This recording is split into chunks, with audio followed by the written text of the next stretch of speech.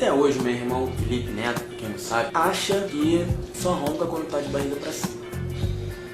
Agora, como eu disse que se ele roncasse eu ia gravar e ia mostrar pra vocês, vou provar isso ali.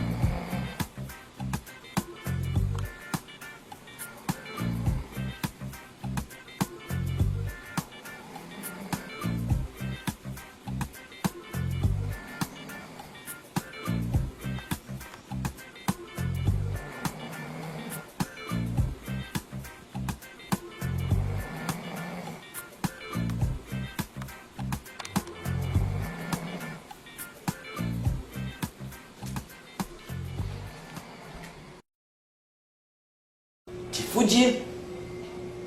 Te fudi! Não é só quando você tá com a barriga pra cima, não é. Vocês viram? É um barulho avassalador que me faz ir dormir sempre ou no banheiro ou no chão da sala, porque o sofá é muito caro, minha mãe não deixa eu dormir no sofá. Só um aviso, isso aqui é porque eu tenho prova daqui a meia hora. É isso. Então é isso, galera. Se você gostou do vídeo, clique em Tô zoando se tu gostou, caralho.